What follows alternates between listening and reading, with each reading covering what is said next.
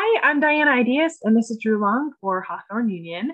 And we wanted to make a quick video about the coaching strategy CLEAR.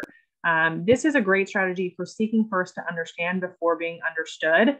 That is a reference to the 7 habits. And I think people know that and they think about that, but don't always have a resource for how to make that work. So we're going to go ahead and talk through the steps and actually give a nod to where we learn this strategy, which is from Insight Track. And so CLEAR actually stands for confirm, legitimize, evaluate, and respond. And usually what happens is people will often, if in any kind of conflict or based on sales, or if they don't agree, they'll just respond.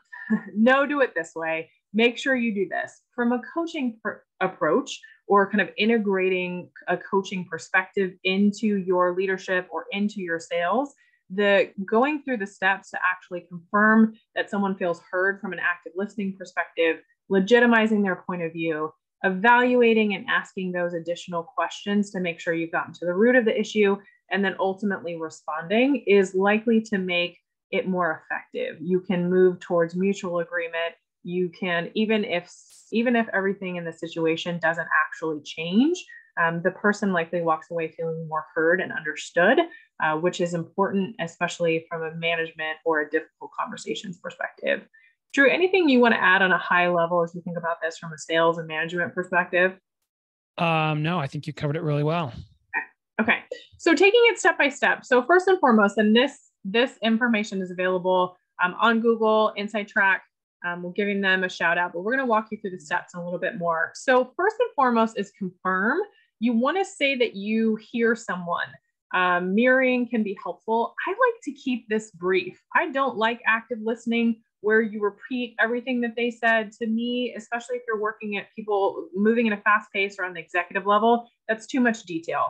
But, just acknowledging. So for example, this is the Hawthorne Union version of this. You're just listening and confirming you understand the issue, hesitation, objective, or concern. So I hear you're concerned about our workload. I hear you have some concerns about the direction we're going as a company. I hear that you are not in the market to make a major purchase right now. So just confirming and making that brief is my recommendation. Drew, things you would add for confirm? Yeah, just one really quick sales tip in a sales context. Often you can get away with simply repeating the last thing they said. So if someone says the price is too high, you can simply say the price is too high with a kind of question mark or an uptone at the end of your sentence. Or they say perhaps this isn't the right fit. You could just say, the fit. And when you say something just that simple, that often encourages people to go into more depth and detail on the actual objection in the case of a sales conversation or in a crucial conversation or a difficult conversation. You're just providing space by echoing back for them to elaborate. Great. And that's a coaching tactic as well, right? So a lot of times coaches are focused on asking the perfect question, but ultimately looking at just confirming or reflecting back. It sounds like this is important. It sounds like this is a concern.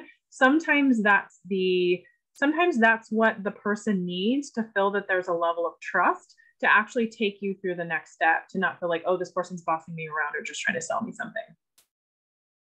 Exactly. So the next step is legitimize, validating the person's perspective. So for this particular sample, I recognize this has been a demanding time for our team. I hear you're concerned about the workload. I recognize this has been a demanding time for our team. I would just say that as a sentence. So I really like Drew's kind of pause there. Okay, it sounds like this is a fit, and then you may want to ask a question after that. The confirm and legitimize I recommend are pretty short, but you're saying, I hear you and I recognize the validity. This does not mean that you agree. This is where some people get caught up. If you think about how heated things can get from a political perspective, if you're talking to someone who's very different politically from you, like, I understand that you want to see a change in this country. I have confirmed and legitimized the importance of change, the importance of making sure that we are moving together. It doesn't mean that I'm on the same page with the person. So referencing back to Insight Track, it's the kind of normalizing. You don't have to validate everything. They actually focus on validating the emotion and advocate that you transparently talk about your role. So one of the things to think about from a legitimizing perspective, I actually wouldn't put that in yet. It's my role as your manager to make sure you feel successful might be a way to consider it, or it's my role as your coach or your leader to make sure that you're set up for success. That to me is part of the response. It's not necessarily legitimizing. It's good from a building trust perspective, but I look at that a little bit differently. Drew, I'm curious to your thoughts on that. Yeah. Just speaking again from a sales perspective, legitimizing an objection or a complaint often sounds like, hey, I hear you. I know it's a not inconsiderable sum of money. I know this is expensive, or I know this is a big commitment. And in fact, everyone that's come through these doors, or a lot of people that have ended up working with us, felt the exact same way as you feel right now. This is a way of pacing and leading, or mirroring and matching, and ultimately legitimizing that someone might have some concerns before signing a big contract. It's totally natural. A lot of people have had some concerns and hesitations before signing a big contract. Totally fine. And when people understand that you understand, they may have some hesitations and they feel that that's socially proof that that's normal, it often puts them at ease and takes off some of the pressure. Yeah, great.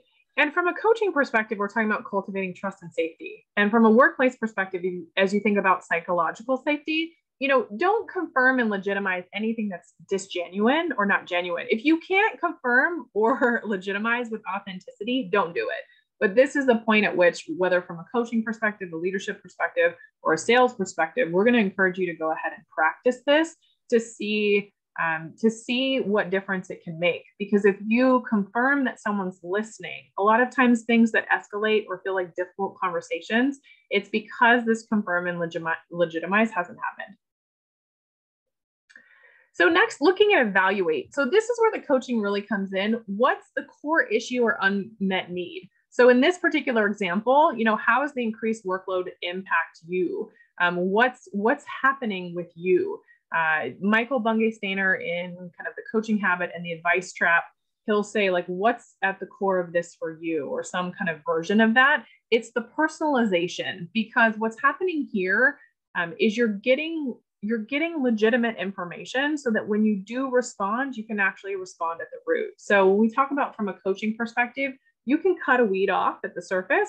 It's just going to grow right back. It's a little bit messier and more time consuming to dig that thing up. But if you go ahead and dig up what's actually at the root of this, it's more helpful. When I talk to and coach engineers, sometimes it's like, are we looking at a technical problem or are we looking at a human problem? There is always a human element. Humans are complicated.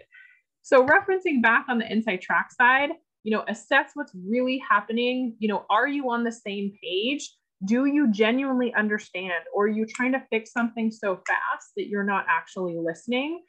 Because you want to take time. So in the evaluation step, there's kind of that level or implied pause. It's not necessarily only going to get one question. People don't usually come out with the root. What's at the root of the issue is often, when we talk about coaching the person versus the topic, what's actually happening for the human and how is that affecting them? Yeah. And from a sales perspective, often what I teach is you want to feel on the same side of the table as the person you're speaking with. It can get oppositional, or if you're in a critical conversation, you can start to feel like you're kind of fighting across from opposite sides of the table. But if you literally picture yourself with this person, especially if you're otherwise doing a phone call or a Zoom call, picture yourself sitting on the same side of their kitchen table with them and looking at the problem from the same perspective. This can help you when you're evaluating, because then you can ask, well, what is really at root of your concern about the duration of the contract? Or, what is really holding you back with regards to the price? You can also start going into questions that will provoke more thought, such as, how would you justify this price? I understand it's a large amount of money, but how would you justify to yourself going ahead and making the investment? Or what would make it worth it for you to actually make this commitment of 12 months or 24 months? If you're in a critical conversation and not a sales conversation, another thing you can ask is, I understand we're asking you to make a big change here. I understand you have some concerns about it. If you were to make this change, not saying you're going to, but if you were going to, what would make it worth it for you? Or how would you start to go about doing it? What would you start to do in that case? And this can be part of the change process and get people starting to think ahead into the potential future of making a change or changing behavior.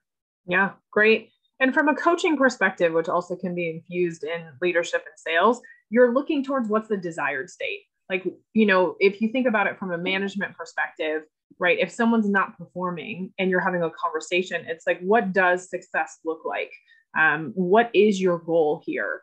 To kind of ground it in, what's happening with that person, but also where are you going? Where's the desired state? A lot of times people get too caught up on what's broken or what's wrong, and then asking questions about, what's broken or why didn't you try this? No, that's a closed question. Figuring out, like, what if it went smoothly? Or if money wasn't an object, what if anything would stop you, right? So kind of evaluation is where you want to sit for a minute. I think a lot of times people don't take the time. It's like, no, that's not the right answer. They jump straight to respond. Or, maybe you'll try to confirm and legitimize and then respond real quick. If you skip over evaluation, you're skipping over the meat. And it just means that you may be cutting that weed a little bit closer down to the root, but you're not taking the time to actually dig all that stuff out and uproot it. And when we think about whether it's coaching or management or sales, ideally we're looking towards systemic and ongoing change. So that evaluation component is really important. Absolutely. Yeah. So once you have all that information, then it's time to respond. So respond with your perspective while addressing concern, core issues, or unmet needs. Encourage ownership of tangible next steps. We can't fix everything. Sometimes you can't impact the workload. They may not have the money.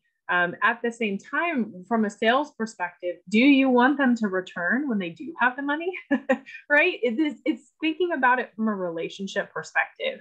From a management perspective, people are often so uncomfortable with having a difficult conversation. They won't say what needs to be said because they don't know how to say it. And then when it does come out, it comes out in conflict.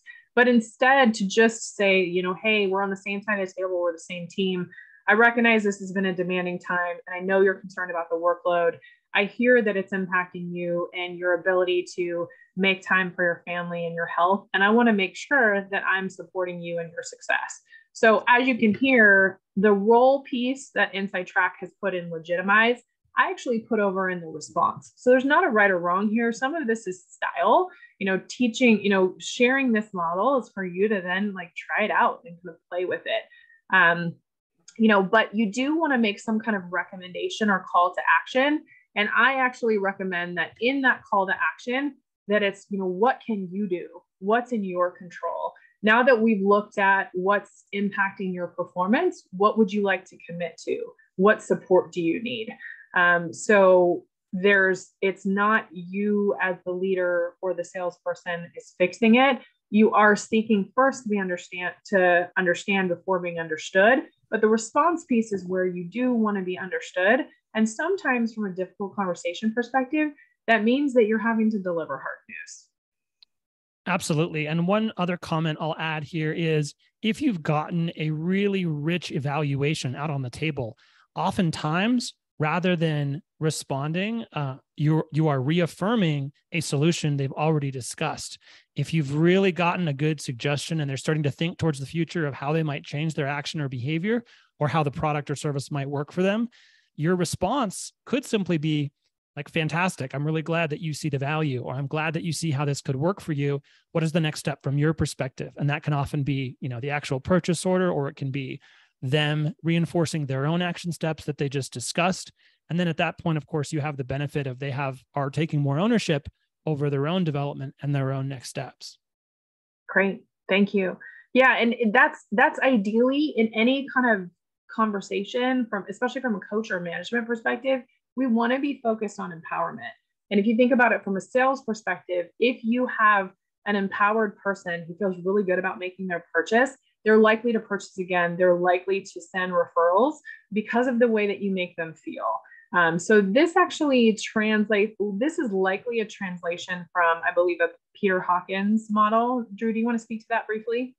Sure. So Peter Hawkins, founder of the Grow model as well, I think in the early 1980s, came up with a clear model very similar to this.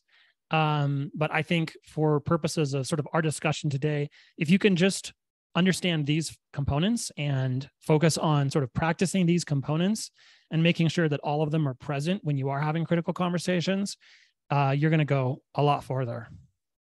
Okay, great. So thank you. Thank you for your time. Check out our resources on Hawthorne Union's resource page or our YouTube channel if there's ways that we can continue to support you in your coaching, leadership, and sales development. Thanks all.